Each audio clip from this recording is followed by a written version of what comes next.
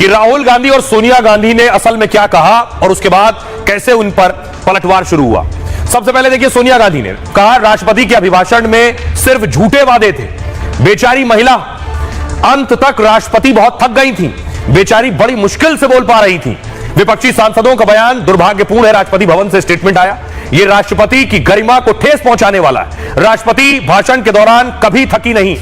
राहुल गांधी ने कहा राष्ट्रपति का अभिभाषण बहुत बोरिंग था, वही बातें बार बार रिपीट की गई। पीएम मोदी ने जवाब दिया, कांग्रेस का अहंकार चरम पर है, वो हमारी राष्ट्रपति का अनादर करते हैं। राष्ट्रपति के लिए ऐसे बयान गरीब आदिवासियों का अपमान है।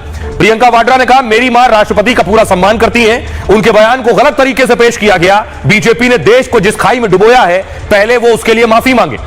गिरिराज सिंह ने कहा सोनिया राहुल के बयान में नेहरू परिवार का अहंकार दिख रहा था, यह राष्ट्रपति आदिवासी और नारी समाज का भी अपमान है। पप्पू यादव ने कहा वो तो बेचारी राष्ट्रपति है, उनका कोई दोष नहीं है। राष्ट्रपति एक रबर स्टाम्प की तरह है, उन्हें तो सिर्फ एक प्रेम पत्र पढ़ना है। संबित पात्रा ने कहा राष्ट्रपति बेचारी नहीं हो सकती, वो देश की प्रथम नागरिक है। आदिवासी समाज से आई महिला न थकी है न झुकी है, अगर वास्तव में कोई बेचारा है तो वो राहुल गांधी है।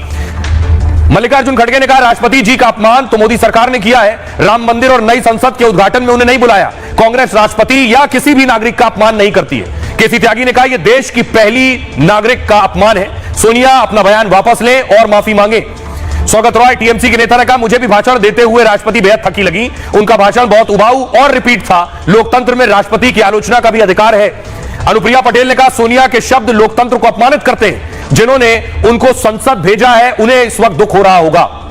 सुनिए जरा इस पर सियासतदान क्या कह रहे हैं।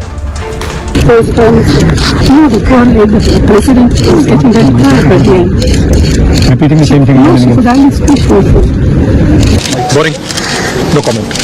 Boring, no comment. शाही परिवार के एक सदस्य ने राष्ट्रपति जी को पुअर थिंग कहा, गरीब कहा और चीज कहा, थकी हुई कहा। एक आदिवासी बेटी का बोलना इनको बोरिंग लगता है। ये देश के 10 करोड़ आदिवासी भाई बहनों का अपमान है। बेचारी का तो कोई दोष नहीं, राष्ट्रपति हैं, वो तो स्टाम्प है। और किसी का लव लेटर पढ़ना, हमेशा झूठ की खेती करना और लोगों को डायलूट करना। If there is one poor thing in Indian politics, that is Rahul Gandhi. Rahul Gandhi ही वो पुअर थिंग है जिनको बार बार लॉन्च करने की कोशिश कांग्रेस पार्टी करती है, but the poor thing never gets launch. राष्ट्रपति भाषण इसमें जो सरकार ने लिख के दिया वो उन्होंने पढ़ा, बस उसमें कोई बड़ी चीजें आई नहीं और कोई फायदे की चीज बोले नहीं। देश का राष्ट्रपति एक महिला आदिवासी है, ये कमजोर नहीं है। पहली बार एक महिला आदिवासी इस देश का राष्ट्रपति बनी है, तो इनको हौजल नहीं हो रहा है और इसको कमजोर बताती है। थकी हुई महिला कहना ये कोई शोभा देती है क्या किसी नेता को? आज सामाजिक सौहार्द न्यूनतम स्तर पर है, इस पर कोई बात होती, लेकिन क्या करें, स्लोगनियरिंग रेटोरिक से पीड़ा लोगों की पता नहीं चलती। प्रधानमंत्री नरेंद्र मोदी सत्र की शुरुआत में आज जब संसद पहुंचे तो उन्होंने एक बड़ी बात कही। आज ये संसद की तस्वीर आप देख रहे हैं। पीएम मोदी ने कहा पहली बार ऐसा है जो कोई बवाल संसद में नहीं होने जा रहा है, वरना कोई ना कोई ऐसी चीज अब तक सामने आ जाती थी जिसके बाद बवाल शुरू हो जाता था। देखिए जरा प्रधानमंत्री किसकी तरफ इशारा कर रहे थे। पीएम ने कहा इस बार बजट सत्र से पहले कोई बवाल नहीं हुआ है। पीएम मोदी ने इसे लेकर विपक्ष पर तंज कसा। 2014 से लेकर अब तक का शायद यह पहला सत्र है जिसके 1-2 दिन पहले कोई विदेशी चिंगारी नहीं भड़की है। हर सत्र से पहले शरारत करने के लिए लोग तैयार बैठते हैं और यहां उन्हें हवा देने वालों की कोई कमी नहीं है। अब देखिए कब क्या हुआ, पीएम क्या कहना चाह रहे थे। वो कह रहे थे 23 जनवरी 2021 को बजट सत्र शुरू हुआ था, उससे पहले किसानों पर रिपोर्ट आ गई 3 फरवरी 2021 को। उसके बाद 19 जुलाई मानसून सत्र शुरू हुआ और 18 जुलाई उससे एक दिन पहले पेगासस रिपोर्ट आ गई और सत्र में बवाल शुरू हो गया। 31 जनवरी को बजट सत्र शुरू हुआ पिछले साल और उससे पहले 24 जनवरी को हिंडनबर्ग की रिपोर्ट आ गई, फिर बवाल शुरू हो गया। जनवरी 2023 संसद सत्र के दौरान ही 17 जनवरी 2023 को बीबीसी डॉक्यूमेंट्री पर बवाल शुरू हो गया।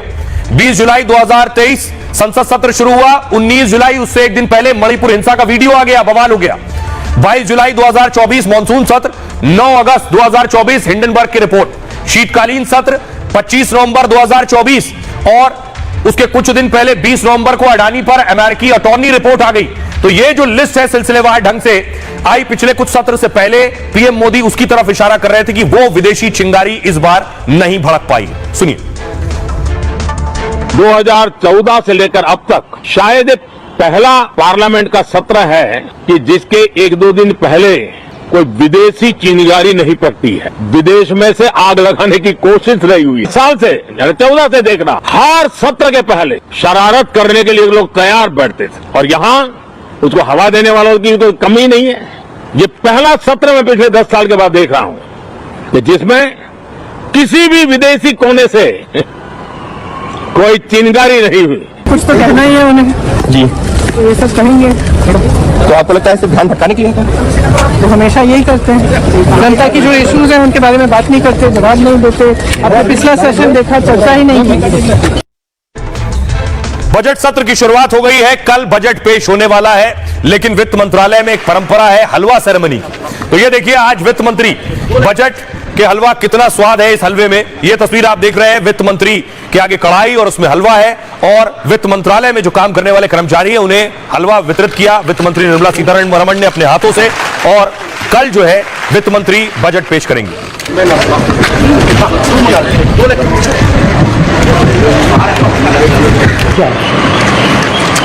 दरअसल वित्त मंत्रालय का पूरा स्टाफ बजट सेशन से पहले दिन रात काम करता है देश का बजट बनाने के लिए, और ये जो सेरेमनी है ये उसका हिस्सा है। वित्त मंत्री कल बजट पेश करेंगी। आज इकोनॉमिक सर्वे राष्ट्रपति ने पेश किया है। आइए अब आपको बताऊं कि क्या कहा जा रहा है, एक्सपर्ट्स क्या कह रहे हैं, क्या चीजें सस्ती हो सकती हैं, क्या महंगा हो सकता है, क्या फायदा और नुकसान हो सकता है। दरअसल दावा यह है कि पेट्रोल और डीजल सस्ता हो सकता है, मोबाइल लैपटॉप सस्ता हो सकता है, washing machine, AC, fridge, electric वाहन, जीवन रक्षक दवाएं, सस्ते घर खरीदने की लिमिट भी बढ़ सकती है। और क्या महंगा हो सकता है, सोने चांदी जैसी कीमती धातु, लग्जरी कार और बाइक, मोबाइल और इंटरनेट रिचार्ज, हवाई जहाज की यात्रा, तंबाकू और सिगरेट, शराब, यह महंगा हो सकता है। टैक्स में राहत संभव है, 10 लाख तक की आय टैक्स फ्री हो सकती है। टैक्स स्लैब में बड़े बदलाव भी हो सकते हैं और 20 लाख से ज्यादा के वेतन पर 30% टैक्स संभव है। सेक्शन 80C 80C से कटौती की सीमा बढ़ सकती है। निवेश और बचत से अभी 1.5 लाख बचा सकते हैं। बजट में इसे बढ़ाकर 2 लाख रुपए किया जा सकता है। होम लोन के ब्याज पर छूट 5 लाख रुपए तक संभव है। अभी होम लोन के ब्याज पर 2 लाख तक की छूट है। आइए अब आपको सुनवाता हूं, सुनिए जरा आज क्या कुछ कह रहे हैं सियासतदान, क्योंकि आज राष्ट्रपति ने इकोनॉमिक सर्वे पेश किया। हम चाहते हैं कि बजट ऐसा होना चाहिए जिससे कि आम जनता को, चाहे गरीब क्लास हो, मिडिल क्लास हो, उसको फायदा मिलना चाहिए, ना कि जो हायर क्लास है उन चंद 5% लोगों को फायदा हो।